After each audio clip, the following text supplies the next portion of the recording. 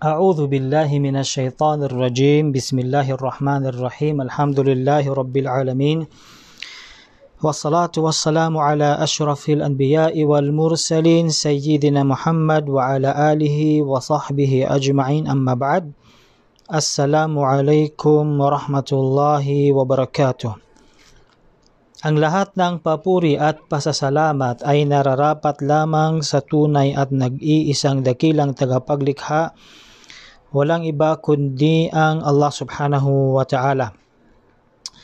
Nawa ang pagpapala at kapayapaan ng Allah subhanahu wa ta'ala ay mapasa kanyang huling sugo, maging sa kanyang mga pamilya, sa kanyang mga kasamahan, at sa lahat ng mga taong sumusunod sa tamang landas sa mundong ito, higit lalo sa kabilang buhay. Mga minamahal naming mga kapatid sa pananampalatayang Islam, binabati po namin kayo ng pandaigdigang pagbati at walang iba kundi ang Assalamu alaikum warahmatullahi wabarakatuh. At sa mga kapatiran naman natin na hindi pa mga Muslim, isang magandang araw po sa inyong lahat. Unang-una ay nais naming magpasalamat unang-una sa tagapaglikha na kung saan sa kanyang mga biyayang ipinagkaloob sa atin, maging ito man ang ating nakikita o hindi. So inshallah po mga kapatid sa pananampalatayang Islam ay ipagpatuloy po natin ang nasimulan nating talakayan patungkol sa Arabic alphabet, at gaya nga po ng napag-usapan natin kahapon ay pagpatuloy po natin o simulan po natin ulit ang pagsusulat ng mga letra. Inshallah, isa-isahin po natin.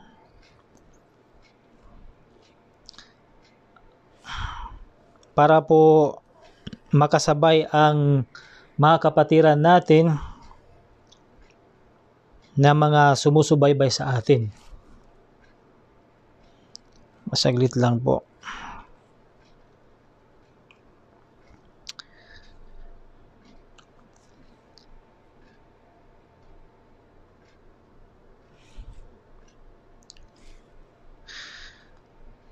Mga minamahal naming mga kapatid sa pananampalatayang Islam,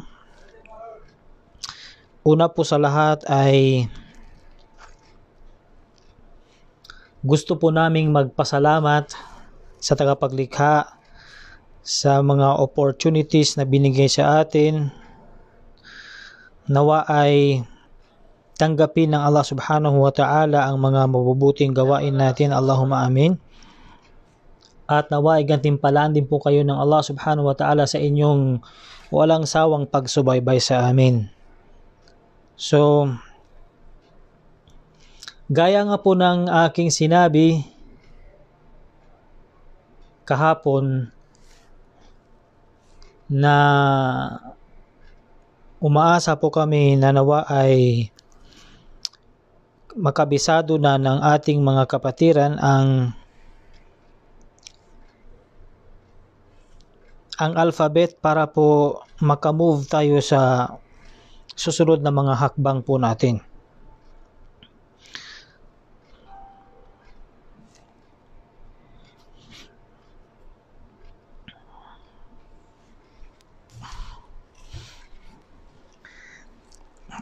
Okay.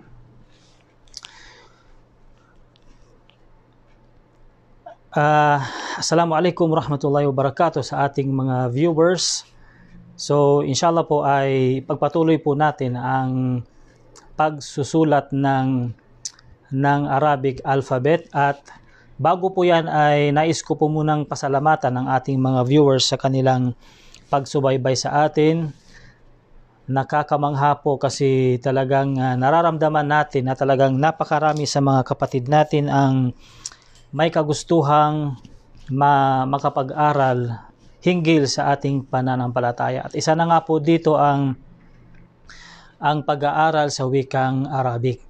So muli po ay pagkatapos ng pagpasalamat sa Allah subhanahu wa ta'ala, ay nais ko pong pasalamatan kayong lahat sa yung mga viewers natin sa pagsubaybay nila sa atin, at inshallah po ay magsanhiin ng Allah subhanahu wa ta'ala ang pag-aaral na ito na kayo ay makabasa ng Quran. So inshallah po, gaya nga po ng sinabi rin namin kahapon, yung ating pag-aaral na ito ay naka-record po at i-upload po natin sa YouTube para po maka-review ang mga ilan sa mga kapatid natin na hindi makaabot ng ating live. At karagdagan po, pinost din po namin diyan sa ating page at saka sa ating Facebook account ang ating link ng live natin, at saka po ang link din po ng ating YouTube.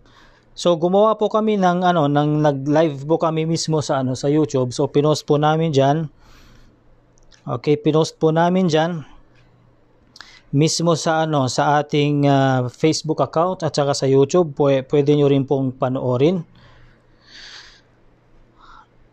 Upang sa ganun na kung sakali mang mawala ang ating live, ay inshallah po meron po tayong kopya sa ating YouTube. So inshallah po ay sisimulan na po natin ang ating pag-aaral na ito. Gaya nga po ng sinabi natin kahapon, yan, ang pag-aaral na ito ay para po talaga sa mga beginners.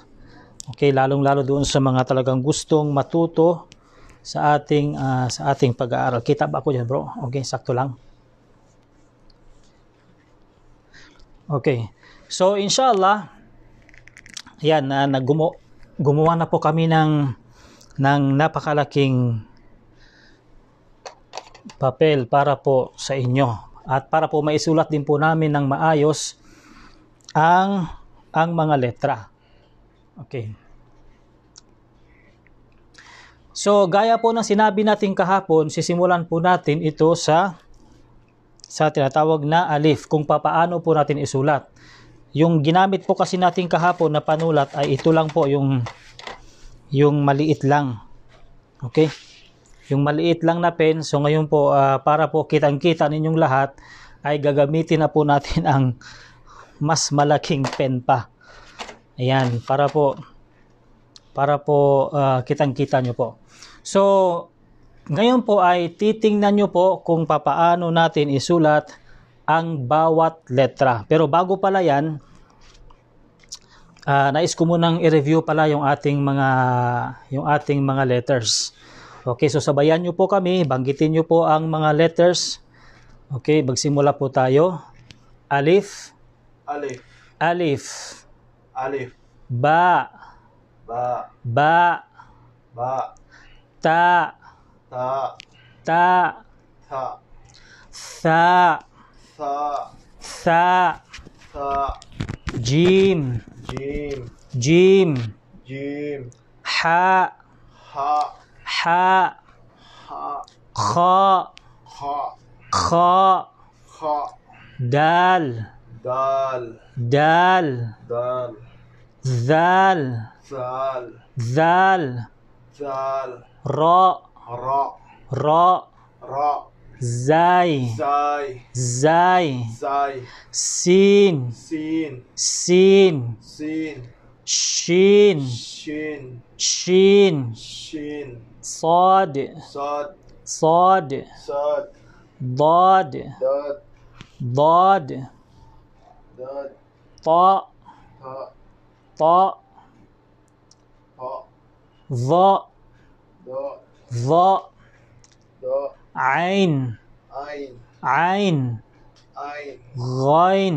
Gain. Ghain. Gain. Fa. Ha. Fa. Ha. Qaf. Ka. Qaf. Ka. Kaf. Ka. Kaf.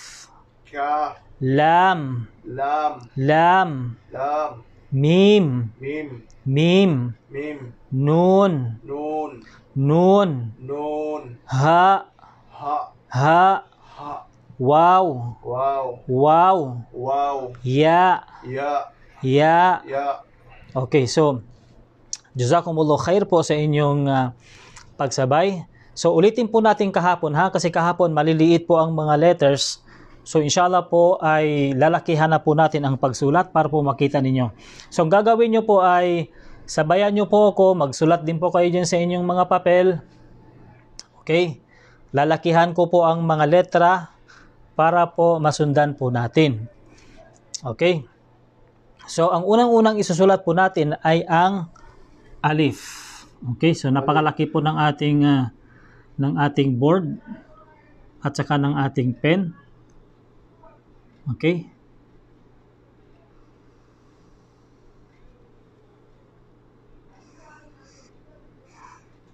Yan. So ito po ang ating unang letra. Lusot ba sa kabila? Oh, lusot. Okay. Yan po ang ating unang letra. So ang pagsulat po ng alif ay dito ka po magsisimula sa ibabaw. Ganyan, pailalim. Tapos, ito po ang kanyang hamza. Okay? Isa pa, alif.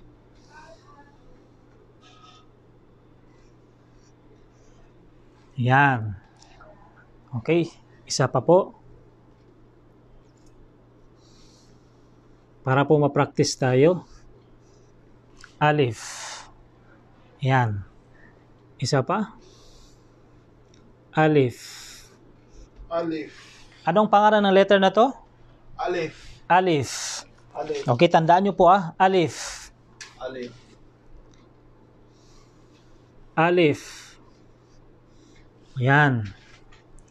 Alif. alif. Okay. Me- Alif. Magusyatan eh. Tumatagos siya. Okay lang. Alif. Yan. So yan po ang ating first letter. So gaya po ng sinabi natin, okay, dito ka po magsimula sa itaas, pababa, tapos itong kanyang hamza. So ganun po. Para po hindi po tayo mahirapan. Okay? Next letter po natin. Ba, Okay. Next letter natin ay ba. Okay, ganyan. Okay, nakita nyo po. Ang pagsulat po ng ba ay dito ka po magsimula. Ayan, titingnan nyo po ng mabuti. Ayan, dito ka po magsimula, tapos bababa, tapos paganyan. Ganun po. Ang pagsulat ng ba. Isa pa, punuin po natin yung ating papel. Okay. Ba. So, ganyan po. Sige pa. Ba. Okay. Gaya po ng sinabi ko rin kahapon, kinakailangan po sa bawat pagsulat natin ng letra ay kinakailang banggitin din natin ang kanyang pangalan. Ba. Okay. One more. ba, Ba. Okay. Doon pala sa mga viewers natin, kung meron po kayong kung meron po kayong pentel pen na broad ang kanyang dulo, yung kagaya po nito. Mas maganda po kung kaya nilang gamitin ito yung broad. Kasi po magiging ganito po yung yung kalabasan niya. Kaysa sa plain lang, yung bilog lang talaga. Kaya lang since sa mga baguhan pa naman ay okay lang po na yung bilog lang mo nang gamitin. Yung ito kasing broad na to, kung marunong ka nang gumamit, napapaganda po niya ang itsura ng letter. Okay, so ito po ang ba. So ganun po ang pagsulat niya. Dito ka magsimula, ganyan, tapos pahiga, ganyan, tapos isang tuldok sa ilalim. So, ganun po. Ang next letter po natin ay ta. Okay? Yung ta, ganun din. Dito ka rin magsimula. Ganyan. Okay? Tapos, dalawang tuldok sa ibabaw. Kagaya din po ng, ng ba kanina. Okay, isa pa. Ta. Okay. Ganyan. Tapos, ta. Okay. Ta. Yan. Isa pa. Ta. Mashallah. Ta. Okay, so ganun po ang ta. Kung mapapansin po natin, yung ba at saka yung ta ay parehas sila ng itsura ng kanilang bahay. Sa tuldok lamang sila nagkakaiba. Sa ibabaw. Okay. Ang ba, isang tuldok sa ilalim, yung ta, dalawang tuldok sa ibabaw nito. Okay? Next po ay ang tinatawag na 1, 2, 3, 4. Okay, ang next po ay sa, okay, tatlong tuldok sa ibabaw naman. Okay. Sa, yan.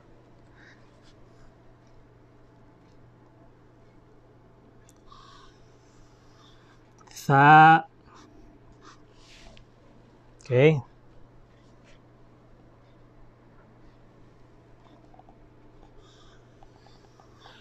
Sa, yan. Sa, tapos,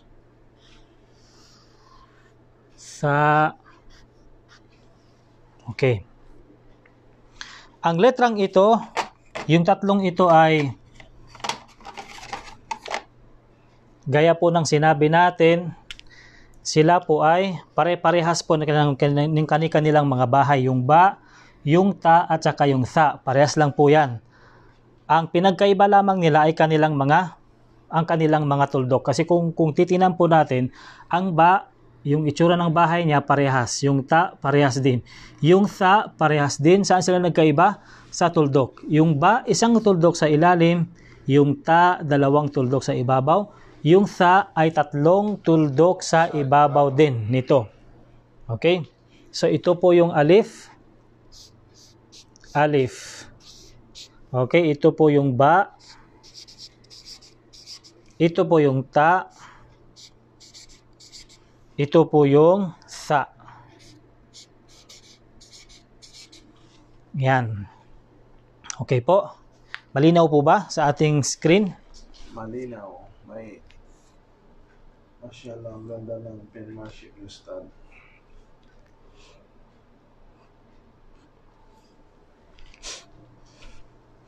Okay. Mashallah. Malinaw na malinaw pala.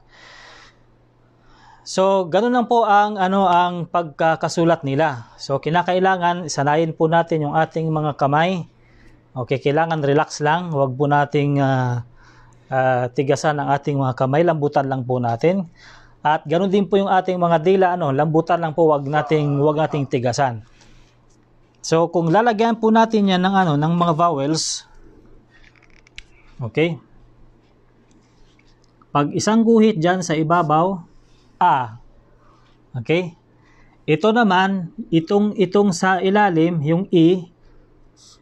So, gaya ng sinabi natin, yung itong hamza, kailangan dito natin ilalagay sa ilalim. Okay? Sa ilalim. Kung i ang kanyang vowel, kung kasra. At kung ganyan, o. Okay? So, ganun din po sa ba. Ba, bi, bo. Okay? Ta, ti, tu. Tha, thi, thu. Okay, ganun po. Okay, malinaw po, nasundan natin. Hindi ko na masulatan dito sa ilalim kasi hindi na makuha ng live. No? Meron pa. Isang line. Meron pa isang line? Okay lang, hayaan mo na kasi lipat tayo sa kabila para magsama-sama yung mga pare-parehas na mga letters. Okay. So, ulitin ko po, itong ba, ta at saka yung tha, tandaan po natin na halos parehas po ang kanilang itsura. Okay? Tandaan po natin yun, ha? At ang kanilang pinagkaiba lamang ay ang kanilang mga tuldok. Okay. Lipat po tayo sa kabila. Okay. Medyo nabahiran ng yan. Okay, next letter po natin ay jim. Alif, ba, ta, tha, jim. Okay, paano isulat ang jim? Jim, ha, kha, dal, zal. Okay, isama natin. So, isulat natin ang jim. Okay, tingnan nyo po. Dito tayo magsimula muna. Paganyan. Tapos, pababa. Ganyan. Okay? Jim. Isa pa. Jim. Isa pa. Jim. Okay. Dito po kayo magsimula ng ganyan. Pag ganyan muna. Tapos saka po kayo bababa dito. Ganon. Okay. Isa pa. Ganyan. Okay. Masyadong madikit. Okay. Ganyan na lang muna. Kasi lalagyan natin ang pangalan dito. Okay. O isa pa, pwede pang isa. Jim. Okay po. So, ganun po ang pagsulat, ha? Ng jim. Okay, next natin, yung ha. Okay, yung ha, same pa rin po ang bahay niya. Ganyan. Okay, pero plain lang siya, wala siyang tuldok. Ha. Okay po. Ha. Ha. Ha. Okay. Ha. Ha. Ha. Okay. At yung katulad din niya, yung kha. Kha. Okay. Kha.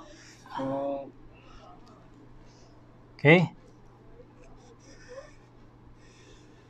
Kha.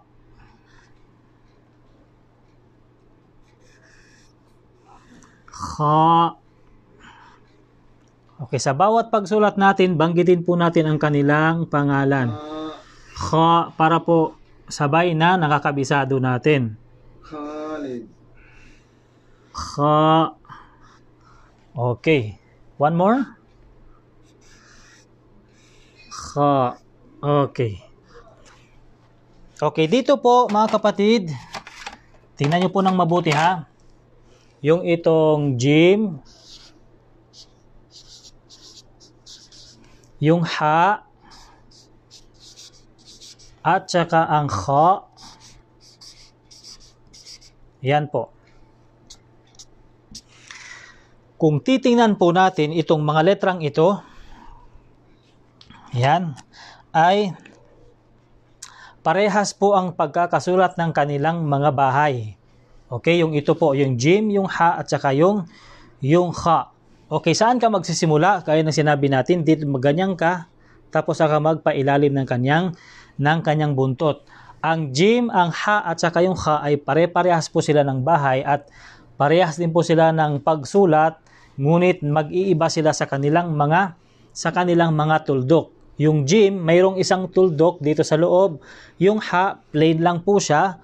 At yung kha, okay, ganun din, isang tuldok sa ibabaw nito. Okay po? Malinaw po ba? Nasasabayan ba ng ating mga viewers?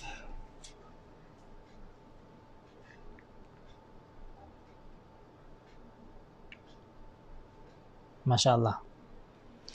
Okay, pagpatuloy natin. Yung dal at saka yung zal. Kasi paras din po sila ng bahay. Okay? Paano isulat ang dal? Halika. Halika, mag-hi ka sa ating viewers. Halika, dali. Halika. Assalamualaikum. Magsalam ka muna. Assalamualaikum warahmatullahi wabarakatuh. Kamusta na? Kamusta na kayo? Sabihin mo. Kamusta na kayo? Mabuti, wala na corona. Wala nang corona. Alhamdulillah. Allahumma amin. Allahumma amin. Mashallah, mashallah. So yun po ang aming kasamahan din dito, mashallah na. Jazakallah khair sa kanyang suporta sa pagtulong din sa amin. Okay lang. Okay lang? Okay. Paano po isulat ang dal? Ang dal ay dito po tayo magsimula. Okay, sa ibabaw. Yan. Ganyan. Tapos pailalim. Yan. Ganyan po ang pagsulat ng dal. Okay, banggitin po natin ang kanyang pangalan. Dal. Dal. Okay. Dal.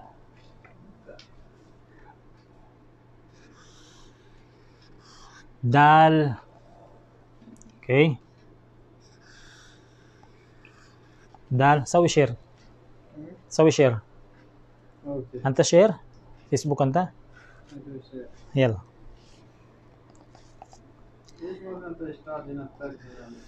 Dal. Dal. Okay. Siapa? Dal. Okay. Dal. Kung mapapansin natin mga kapatid sa pananampalatayang Islam, ang dal po ay palagi po siyang nasa ibabaw ng linya. Okay, para po hindi kayo malito ha. Ito po yung guhit ng ng jim. Ayan, yan po ang guhit nila no. Yung ha tapos yung kha. Baka po kasi malito kayo. Ito naman ang guhit ng dal. Ayan. Kita naman sa di ba, sa live yung linya natin, yung linya ng papel, makita. Okay. Ang kaparehas po niya ay ang dal. Kikita pa ba sa ating live, bro? Yes. Itong ilalim. Okay. Yes. Dal. Okay, nasobrahan yata. Okay. Liitan lang natin. Dal. Okay. X na po na muna yan ha, para kasi baka malito sila sa sa linya. Dal. Okay. Tapos dal.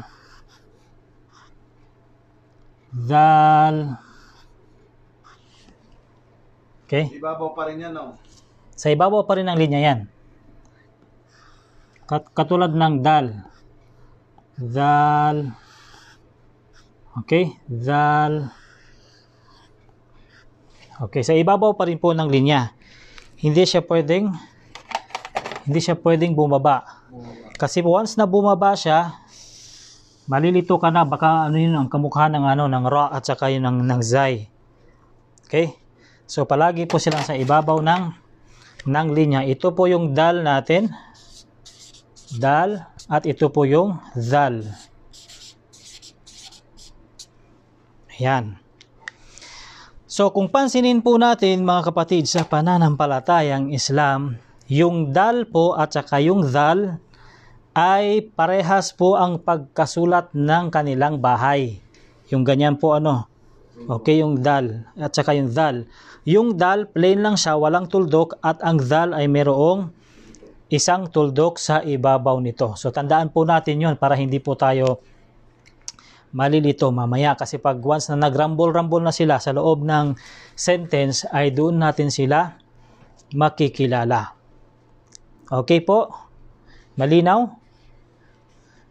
Clear ba kaayo? Sa mga viewers nating mga Bisaya? Okay. Next po, lipat tayo sa kabilang page. Ra at saka yung zay. Okay ba? Okay ba yung yung pag-aaral natin? Okay? Okay lang. Okay lang? Okay, pagpalagay natin, ito ang ating linya. Lagyan ko na lang ng pulang pen. Yan. Para po kitang-kita natin. Magsimula tayo sa ra. Ang ra ay kabilang siya sa mga letra, yung ra at saka yung zay, kabilang sa mga letra na kung saan palaging bumababa sa linya. Okay? Hindi kagaya ng dal at saka ng zal, ay palagi po silang nasa ibabaw ng linya. Okay po. Ra, simulan natin. Dito ka magsimula. Okay? Tapos, pababa. Okay? Nakita nyo po? Ra.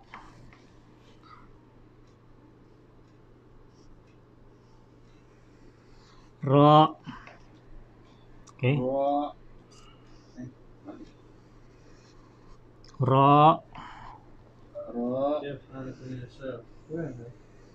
Ra.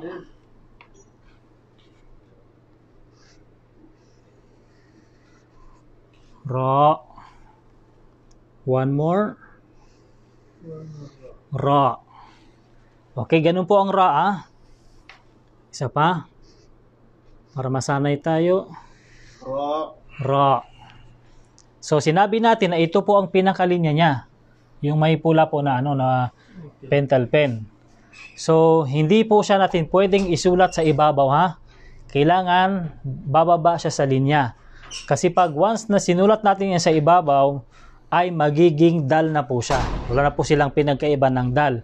So, kinakailangan ibaba po natin ng bahagya ang buntot ng ra. Kasi pag dyan yan sa ibabaw, naku, malilito na tayo kung anong letra na ba yun. Dal ba yun o ra? Okay? At ang kaparehas nito ay yung zay. Okay? Zay. Zay. Zay.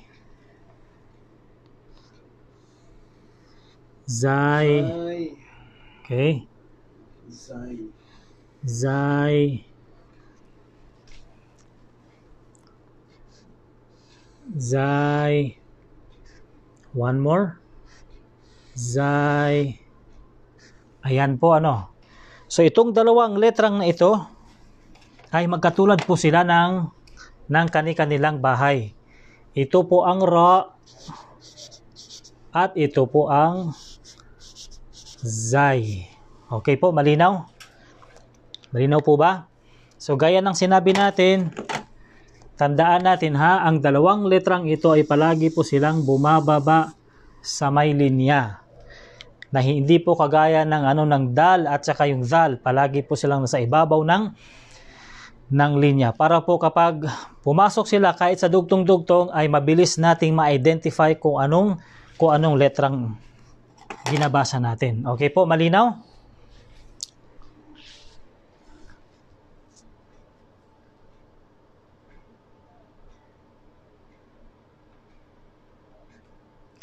Paki-clear po ng line. Ang papel po ay 3 line. Saan po ang tamang line? Ano po bang 3 line? Yan, ginuhita mo na. Halimbawa, itong 3 line na to. Okay, yung 3 line na to. Dito ka magsulat. Halimbawa, yung papel mo kasi yung pang grade 1. O di kaya yung pang grade 2, pang grade 3, tatluhan po. Halimbawa, pang tatluhan po ng linya ng papel ninyo, Dito po kayo mismo. Sa gitna. Okay, dito po kayo mismo mag-ano. Sa dulo. Okay, sa dulo. Sa baba. Pagka Okay, kagaya po nito. Kagaya nito. Ito po kasi yung line natin. Ito, at saka yung ito. Okay? So ito po, dito po mismo. Huwag sa gitna. Okay, huwag sa gitna. Malinaw po, malinaw. Inshallah. Okay. Next letter po natin yung sin at saka yung shin. Sin at saka yung shin na kung saan parehas din sila ng kanilang itsura ng bahay. Okay, paano natin isulat? Pagpalagay natin, ito ngayon yung line natin. Okay. So yan po yan ha, 1, 2, 3. So dito po tayo sa pangatlong line magsusulat. So paano isulat ang sin? Okay, tingnan nyo po. Dito po kayo magsimula. Ganyan. Okay, isa muna. Tapos pangalawa. Tapos pangatlo. Okay. So kung mapapansin nyo po, ang ngipin ng sin ay 3. 1, 2, 3. At ang pinakatama po na paglagay ng ngipin nito ay medyo maliit ang space nito kaysa sa dito kung mapapansin nyo po. Okay? Isa pa. Dito ko muna magsimula. Okay, ganyan. Tapos pababa ng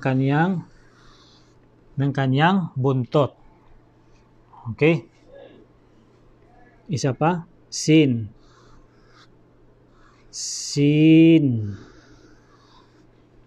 Ayan. Sin.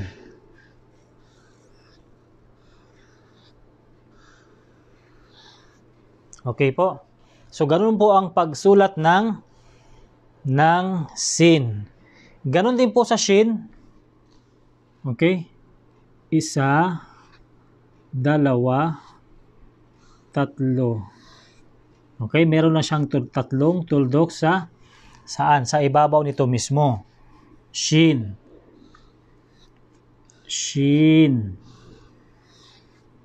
Okay? Shin. Isa pa. Shin. Ayun. Isa pa. Shin.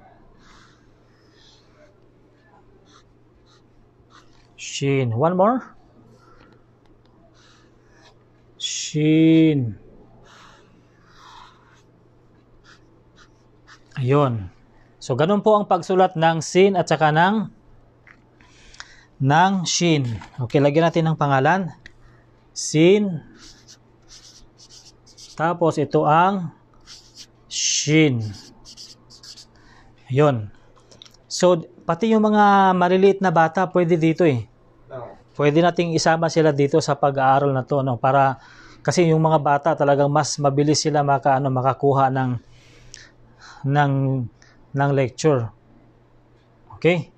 So, kung tandaan nyo po, okay, yung sin at saka yung shin ay parehas po ang kanilang bahay. Magkaiba lamang sila sa tuldok. Kasi yung sin, plain lang siya, walang tuldok. Ngunit ang shin ay mayroong 3 tuldok sa ibabaw. Okay? Next po ay ang sad at saka yung dad. Okay, yung sad at saka yung dad ay parehas din po sila ng kanilang bahay. Okay, paano isulat ang sad? Tapos na ba sa pagsulat? Baka nagsusulat kasi sila.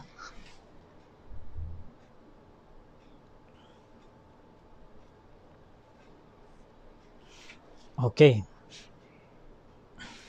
Clear kaayo. Clear kaayo ba eh? Ay, di naman tayo Bisaya dong.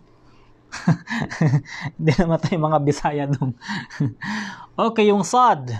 Paano natin isulat ang sad? Okay, dito po tayo magsimula. Okay, tingnan nyo po yung ano natin, yung pen. Okay. Yung sad ay dito po magsimula. Okay, ganyan. Paakyat mo ng ganyan. Tapos, saka mo ibaba ang kanyang buntot. Ayun. So, ganun po ang pagsulat ng sod. Okay? Naalala ko talaga nung nagsisimula ako sa Baguio City, talaga para lang akong nagdo-drawing ba. No. Ito naman kasi yung pagsulat ng Arabic. Kung halimbawa, sanay ka sa pagsusulat sa English na mga alphabet at kung talagang medyo maganda-ganda yung penmanship mo sa English, ay isa rin yun sa mga advantage na na talagang sanay na kasi yung kamay mo sa sa tawag doon, sa pagsulat ng ng mga letter. Gaya po sa akin kasi nung high school ako ba bro, nung 4th year high school, ang kinuha ko kasi, hindi pa ako Muslim noon, yung drafting kasi yung pag 4th year high school kasi parang pagpipiliin na kayo. Ewan ko lang sa mga generation ngayon sa batch namin nung high school, ang pinapili kami ng school kung anong course ang kukunin mo. Parang parang field ang kukunin mo. Merong drafting, merong computer, merong ano pa ba yung tawag doon, yung sa mga pagluluto, sa mga ganun ba? Culinary arts. Yun ang mga pagpipilian. So, sabi ko, ano ba yung pwede kong pasukin doon?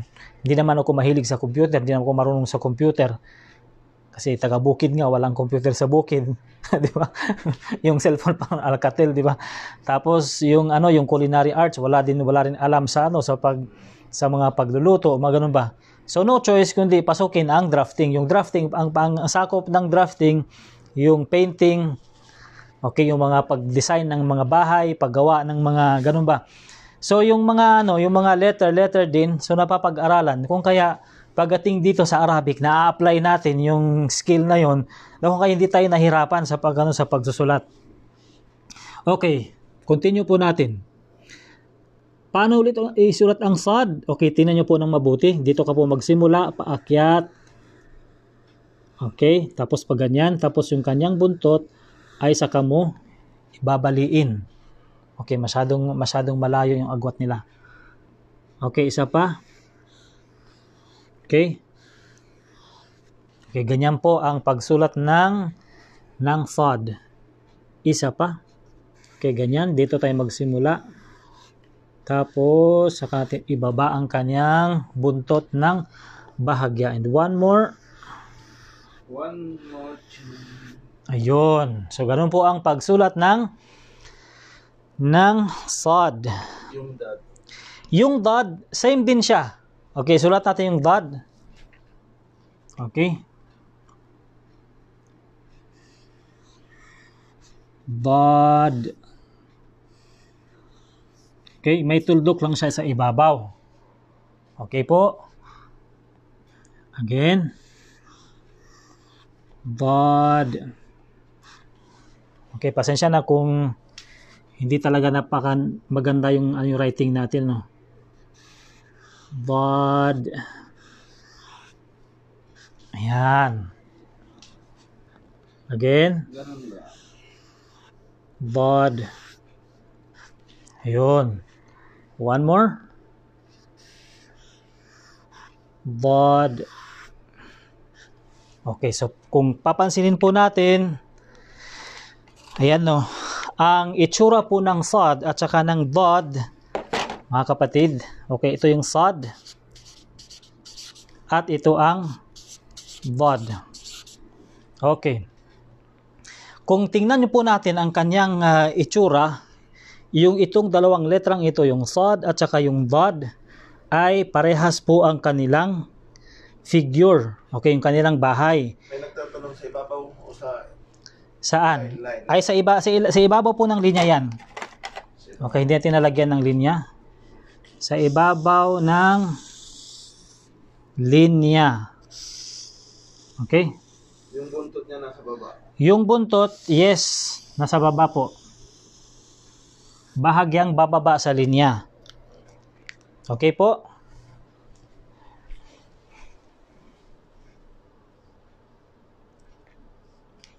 Ay hindi po, sa ano po yan, sa ilalim po siya, sa ibabaw po siya ng linya. Okay, sa ibabaw siya ng linya. Okay?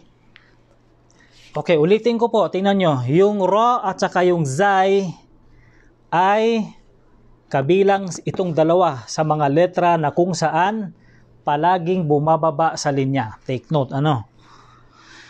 At ang sin at saka ang shin ay palagi din siyang bumababa, bahagyang bumababa sa linya. Ang kanyang buntot. Okay, kasi minsan kasi nasa ibabaw, minsan nasa ilalim. Depende po sa kanilang pinapasukan. Kung sila ay nasa unahan o di kaya sa gitna. Ganun din po ang sad at saka yung dad, parehas po sila. Okay? Ito lang yung ra at saka yung zay, palagi po itong talagang bumababa kahit sa unahan, sa gitna at saka sa hulihan. Okay, inshallah mamaya pag natapos natin 'to, subukan nating magsulat. Okay, subukan natin magsulat na i-partner natin sila. Okay? Clear po, malinaw? Mashallah, may mga viewers tayong mga dati kong mga kaklase sa kabatch ko sa high school, napapanood ko sila, mashallah. Jazakumullah khair. Maraming salamat sa inyong panonood. Oo ba? Ayaw nga pala yung tawag dito. May naalala kasi akong may joke kasi dito sa dalawang letrang ito. Alam mo ko anong joke dito? Malungkot si Dad. Okay. Hindi. Ang joke kasi dito, sabi nila kasi yung sad, ito yung sad. Ito naman, ito na dapat yung happy kasi sad ito. Dapat ito yung happy kasi mayroong isang tuldok dyan. Hindi, joke lang po yun. Okay? Paalala pala dito sa tunog ng ra. Okay, sa tunog ng ra. Kailangan yung bunganga natin, talagang ibilog talaga natin, ra. Ra. Hindi pwedeng basahin natin ng ra. Ra. Hindi, mali po yun. Kinakailangan ibilog po natin, ra. Ra. Ayan, kailangan yung kailangan yung wagas, yung yung pagbigas natin. Huwag tayong mahiya. Ganon din ang sad at saka yung dad. Okay? Huwag po nating banggitin ng sad. O di kaya dad. Hindi, kailangan sad at dad. Ganon, sad at saka yung dad. Kailangan makapal yung ang pagbigas natin. Okay po? Next po tayo. Okay, ra, zay, sin, shin, sad, at saka yung dad.